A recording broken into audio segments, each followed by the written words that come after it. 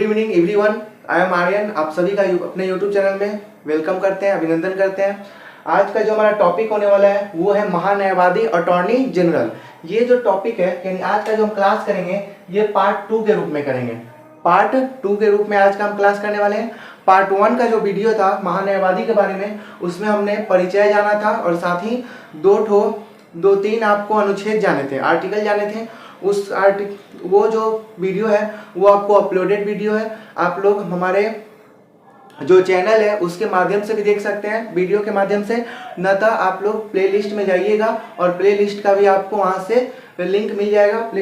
Playlist में आपको इस वीडियो का लिंक मिल जाएगा, वहां से भी आप कलेक्ट कर सकते हैं। ठीक है, तो पार्ट 1 जरूर देखिएगा। पार्ट 1 को अगर पूरा रूप से देखिएगा तो ही आपको पार्ट 2 महान्यायवादी का पूरा समझ में आएगा। तो पार्ट 1 पहले देख लीजिएगा। जो लोग पार्ट 1 को नहीं देखे हैं वहां से पहले पार्ट 1 देख लीजिएगा। उसके बाद आप लोग आज का जो हमारा क्लास है वो देख लीजिएगा, तो आपको पूरा महान्यायवादी क्लियर हो जाएगा। और ये जो टॉपिक है ये टॉपिक आपको कंपटीशन एग्जाम में तो पूछता ही है, मतलब कॉम्पिटिटिव एग्जाम्स के लिए भी इम्पोर्टेंट है। साथ ही साथ आपको बोर्ड एग्जाम्स में भी, पॉलिटिकल साइंस में यहाँ से बहुत सारे क्वेश्चन पूछे जाते हैं महान्यायवादी से। ठीक है, तो आइए हम देरी न करते हुए अपना क्लास का आज शुभारंभ करते हैं, स्टार्ट करते हैं। तो चलिए देखिए, सबसे पहला है अनुच्छेद 76 का 3। ठीक है, उस दिन हम 4 पढ़े थे जिसमें आपको राष्ट्रपति के प्रसाद पर्यंत महान्यायवादी कार्य करते हैं, 2 भी पढ़ लिए थे। अब हमारा है 76 का 3। अनुच्छेद 76 में ही महान्यायवादी का उल्लेख है, भाग 5 में, ये आप लोग जानते होंगे।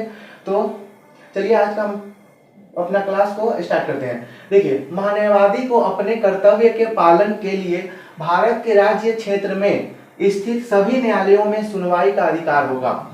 76 का 3 यानी जो आर्टिकल 76(3) कहता है वो कहता है कि महान्यायवादी यानी जो अटॉर्नी जनरल होते हैं उनको अपने कर्तव्य के, यानी उनको जो कर्तव्य सौंपा गया है कि आप भारत सरकार की ओर से वकालत कीजिएगा, उनको जो कर्तव्य सौंपा गया है उसका पालन करने के लिए उनको 76 का 3 यही कहता है कि आप भारत के किसी भी राज्य क्षेत्र में, यानी जो भारत का कोई भी कोना हो, आपको सिक्किम हो, उसके बाद अरुणाचल हो, बिहार हो, उत्तर प्रदेश हो, मतलब कोई भी कोना हो, ठीक है, कोई भी राज्य क्षेत्र हो, वहां पे आप उनके सभी न्यायालयों में, यानी राज्य के न्यायालयों में आपको सुनवाई का अधिकार होगा। यानी आप कोई भी न्यायालय में, कोई भी हाई कोर्ट में जाइएगा, बिहार के हाई कोर्ट में जाइए, यूपी के हाई कोर्ट में जाइए, आप एमपी के हाई कोर्ट में जाइए, कहीं मतलब दिल्ली के हाई कोर्ट में आपको जाइए, कहीं भी आप जाइएगा तो वहां पे आपको सुनवाई का अधिकार होगा। ठीक है, तो 76 का 3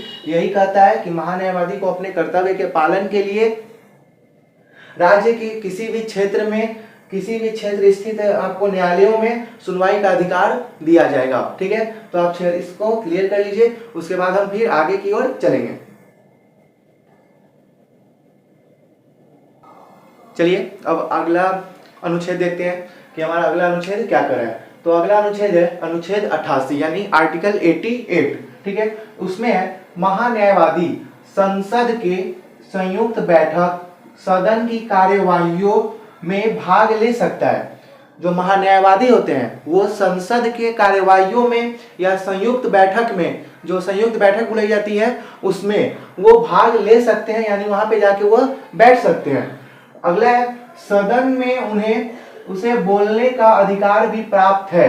यानी सदन में जो होता है, संसद का जो सदन होता है उसमें आप महान्यायवादी को बोलने का भी अधिकार है कि अगर कोई मतलब देखेंगे कि कानून में कुछ थोड़ा सही हो रहा है कि तो अगर उनका राय विमर्श लिया जाए तो वो वहां पे बोलेंगे भी कि हाँ यहाँ पे कुछ सुधार किया जा सकता है चाहे नहीं किया जा सकता है।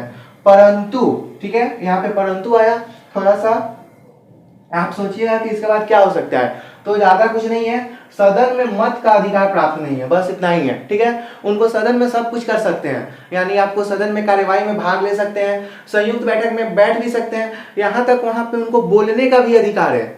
यानी बोलने में भी कोई कटौती नहीं है कि आप बोल सकते हैं। अगर कोई आपको गलत लग रहा है तो वहां पे आप चर्चा कर सकते हैं, विचार विमर्श कर सकते हैं। परंतु आपको जो संसद का सदन होगा उसमें कोई भी जो मत होगा यानी जो वोटिंग होगा उसमें आपको भाग लेने का अधिकार नहीं है। ठीक है, वहां पे उनको भाग लेने का अधिकार नहीं है, यानी वह आपको संसद के सदन में जो मत दिया जाता है यानी वोटिंग होता है वहां पे उनका अधिकार आपको वर्जित है, यानी वहाँ पे उनका अधिकार काम नहीं करेगा, वहाँ पे अधिकार उनको प्राप्त ही नहीं है। और सदन की कार्यवाही हो, संयुक्त बैठक हो, चाहे कोई भी आपको समिति का बैठक हो, कुछ भी हो, वहाँ पे वो भाग ले सकते हैं, परंतु सदन के में मत का अधिकार उन्हें प्राप्त नहीं है। ठीक है, तो यह क्या कहता है, अनुच्छेद आपको 88 कहता है कि जो महान्यायवादी होते हैं, एक लाइन में याद रखने वाला टॉपिक कर देते हैं एक लाइन में, कि जो अनुच्छेद 88 अगर पूछेगा तो एक ही लाइन में कीजिएगा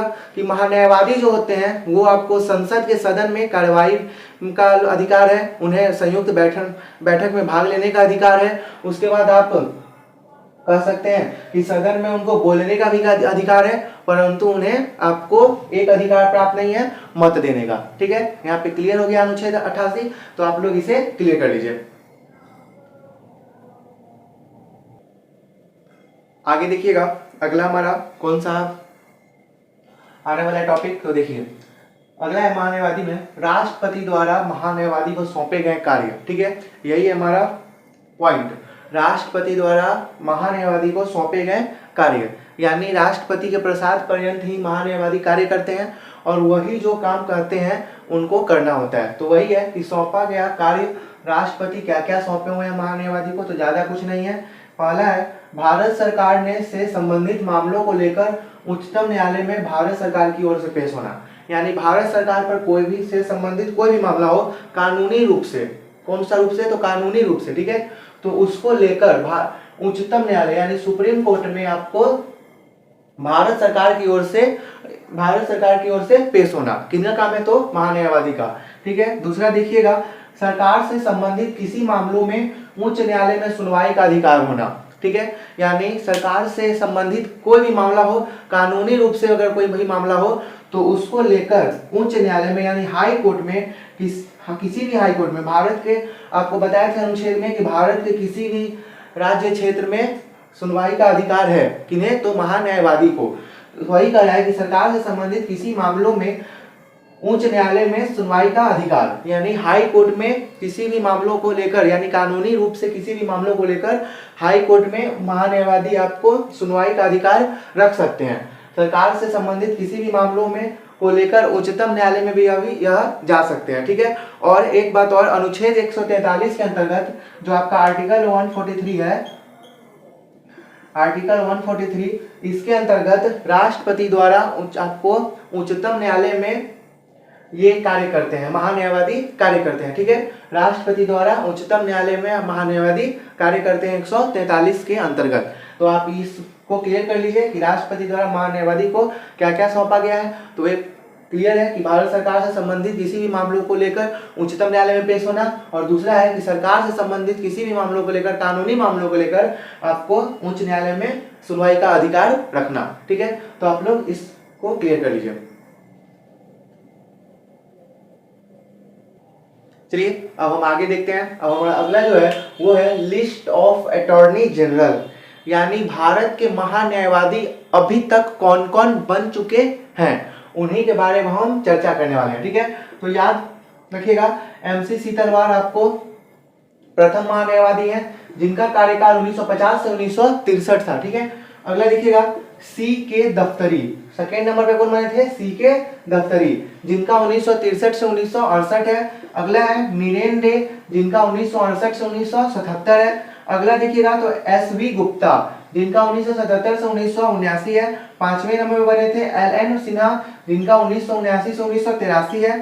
अगला देखिएगा तो K पराशरन, जिनका 1983 से 1989 है। ठीक है, ये है आपको लिस्ट ऑफ अटॉर्नी जनरल 6 गो। ठीक है, तो 6 का नाम एक बार और हम देखते हैं। MC सीतलवार, ये आपको भारत के प्रथम महान्यायवादी बने थे MC सीतलवार, जिनका कार्यकाल 1950 से 1963 रखा गया था। ठीक है, 1963 में इन्हें हटा दिया गया था राष्ट्रपति महोदय द्वारा। अगला देखिएगा दूसरा आपको CK दफ्तरी, 1963 से 1968 इनका कार्यकाल है। तीसरा नंबर बने थे नीरेन डे, 1968 में बने थे, 1977 में इनका कार्यकाल समाप्त किया गया था। चौथा बने थे SV गुप्ता, 1977 में बनाया गया था इन्हें, और 2 वर्ष बाद 1979 में इन्हें हटा दिया गया। अगला देखिएगा पांचवें नंबर पे बने थे LN सिन्हा, 1979 में इन्हें बनाया गया था, 1983 में इनको हटाया गया था। अगला देखिएगा छठा नंबर पे, छठा पे बने थे के पराशरन। 1983 में इनकी नियुक्ति हुई थी और वहीं पे 1989 यानी 6 वर्ष बाद इनको आपको हटाया गया था महान्यायवादी के पद से। तो आप लोग इन छहों का नाम क्लियर कीजिए, इसके बाद हम फिर चर्चा करते हैं। चलिए हम आगे चलते हैं, अगला चर्चा करते हैं 7वां नंबर का। तो 7वें नंबर पे बने थे, 7वें नंबर पे बने थे सोली सोराबजी। 1989 में ये नियुक्त हुए थे, 1990 में इनका 1 वर्ष बाद हटा दिया गया था। अगला देखिएगा जी रामास्वामी। 1990 से 1992 यह आपको महान्यायवादी के पद पर रहे थे। अगला देखिएगा मिलन के बनर्जी। 1992 से 96 तक ये रहे थे। अगला देखिएगा अशोक देसाई। ये आपको 96 से 98 ईस्वी तक आपको 2 वर्ष के लिए नियुक्त किए गए थे महान्यायवादी, भारत के महान्यायवादी। फिर देखिएगा सोली सोराबजी एक बार और बनते हैं 1998 से 2004 तक। इस समय आपको भारतीय जनता पार्टी का सरकार, एनडीए का सरकार कह सकते हैं। प्रधानमंत्री कौन थे? तो अटल बिहारी वाजपेयी। 98 से 2004 तक, तो ये एक सरकार का आपको सोली सोराबजी बने थे। फिर है मिलन के बनर्जी 2004 से 2009। इस समय डॉक्टर मनमोहन सिंह आपको प्रधानमंत्री थे। तो याद रखिएगा आपको सोली सोराबजी एक हैं और एक मिलन के बनर्जी, ये लोग आपको 2-2 बार भारत के महान्यायवादी नियुक्त हुए हैं। एक सोली सोराबजी और एक आपको मिलन के बनर्जी। सोली सोराबजी प्रथम बार बने थे 1989 में नियुक्त हुए थे, 1990 में हटे थे। मिलन के बनर्जी बने थे 1992 में, जो कि 1996 में हटे थे। सोली सोराबजी आपको फिर बने 1998 में, जो 2004 में आपको हटे थे।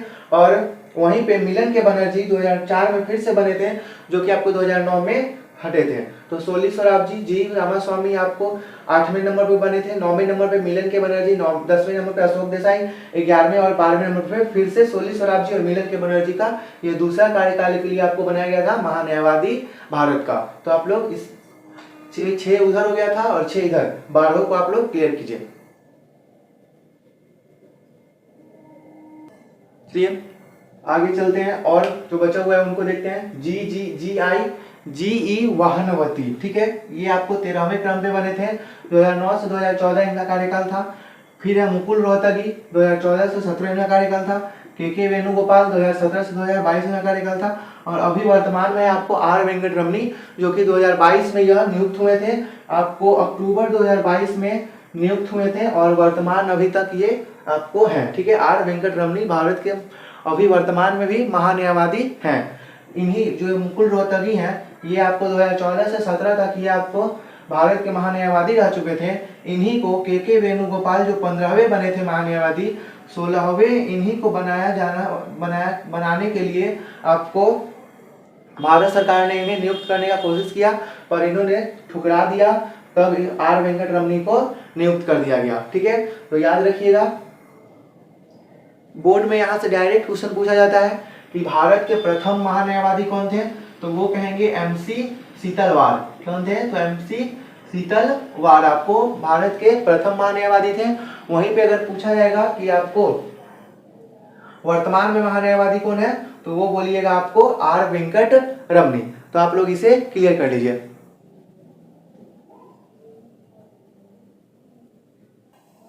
आगे चलेंगे। एक बार हम आपको चर्चा किए थे कि फर्स्ट जो वीडियो बनाए थे, फर्स्ट पार्ट का जो वीडियो बनाए थे, उसमें आपको चर्चा किए थे कि भारत का महाधिवक्ता के बारे में हम थोड़ा सा ही आपको बताएंगे, ठीक है। तो देख लीजिए कि महाधिवक्ता भारत सरकार का दूसरा विधि अधिकारी होता है। यानी जो महान्यायवादी होते हैं वो भारत सरकार का मेन विधि अधिकारी होता है, यानी प्रथम विधि अधिकारी होता है। वहीं पे महाधिवक्ता जो होता है वो दूसरा विधि अधिकारी होता है भारत सरकार का, जिसका प्रमुख कार्य है महान्यायवादी की सहायता करना, ठीक है। महान्यायवादी का सहायता करना आपको महाधिवक्ता का कार्य है। तो आपको जो विधि अधिकारी में आता है कुछ इस तरह क्रम आता है। तो आप लोग इस क्रम को थोड़ा सा यहाँ पे हम ड्रॉ कर रहे हैं, उसको आप लोग देखिएगा। फर्स्ट नंबर पे आता है आपको महान्यायवादी, जिन्हें हम क्या कहते हैं, तो आपको अटॉर्नी जनरल कहते हैं, ठीक है। महान्यायवादी आता है आपको। उनके नीचे सेकेंड नंबर में कहेंगे तो वहां पे हो जाएंगे आपको महाधिवक्ता। क्या हो जाएंगे? तो आपको महाधिवक्ता। इसके नीचे एक और रहता है, उनका है वो आपको थर्ड विधि अधिकारी के रूप में कार्य करते हैं, अपर महाधिवक्ता। उनका है अपर महाधिवक्ता। तो इसे ध्यान से रखिएगा कि अपर महाधिवक्ता। एक है आपको महान्यायवादी जो आपको सबसे उच्च क्रम के आपको ये होते हैं, विधि अधिकारी होते हैं। सेकेंड है महाधिवक्ता जो आपको दूसरा क्रम का विधि अधिकारी होता है। और एक है ये आपको अपर महाधिवक्ता, additional solicitor general of India, जो आपको तीसरे नंबर पे होते हैं, महाधिवक्ता सॉलिसिटर जनरल ऑफ इंडिया। वहीं पे आपको महान्यायवादी कहेंगे, भारत का महान्यायवादी तो हो जाएंगे अटॉर्नी जनरल ऑफ इंडिया। तो आप लोग इसे अच्छे से क्लियर कीजिएगा। आपको महाधिवक्ता भारत सरकार का दूसरा विधि अधिकारी होता है, और ये जो तीनों दोनों है ना, ये एक दूसरे का सहायता करते हैं। जैसे देखिए, महाधिवक्ता होते हैं वो महान्यायवादी की सहायता करते हैं, वहीं पे जो अपर महाधिवक्ता होते हैं वो महाधिवक्ता की सहायता करते हैं। ठीक है, तो ये जो दोनों हैं वो एक दूसरे की सहायता करके महान्यायवादी तक आपको पूरा कार्य पहुंचाते हैं। तो इसी से आपको पूरा भारत का कानूनी रूप से प्रशासन चलता है। ठीक है, तो आज का जो हमारा क्लास है, सेशन है, यहीं तक। ठीक है, तो आप लोग अपने ग्रुप में इस दोस्तों को इस चैनल का लिंक जरूर शेयर कीजिएगा, ज़्यादा से ज़्यादा इसको फैलाइए, और सब्सक्रिप्शन भी कीजिएगा, और चैनल को भी फैलाइए कि ज़्यादा से ज़्यादा लोग जुड़कर यहाँ से आप सहायता ले सकें, मदद ले सकें। ठीक है, तो भारत का जो हमारा महान्यायवादी था, एक topic attorney general of India, यहाँ पे आपका 2 पार्ट में क्लियर होता है। एक पार्ट इसका बनेगा जो आपको पार्ट के रूप में नहीं बनेगा, सिर्फ एक महान्यायवादी प्रश्न बनेंगे जिसमें आपको सिर्फ क्वेश्चंस आएगा, आपको पूरा बहुविकल्पी प्रश्न आएंगे, जहां से आपको किस हिसाब से आपको कॉम्पिटिटिव एग्जाम्स में पूछे जाते हैं उसमें बताया जाएगा, और किस हिसाब से आपको बोर्ड एग्जाम्स में पूछे जाते हैं वहां से भी आपको पूरा पूर्ण रूप से बताया जाएगा कि आपको कोई भी दिक्कत ना हो, कहीं भी किसी प्रकार से क्वेश्चन आए तो आप उसे हल कर सकें। ठीक है, तब तक के लिए हम थैंक यू कहेंगे एंड टेक केयर। आप लोग अपना ख्याल रखिएगा, और ज़्यादा से ज़्यादा इस चैनल को भी फैलाइए। अगर आपको वीडियो अच्छा लगा हो तो आप लोग इसे लाइक भी कीजिएगा, ज़्यादा से ज़्यादा इस वीडियो को शेयर कीजिएगा। ठीक है, thank you and take care.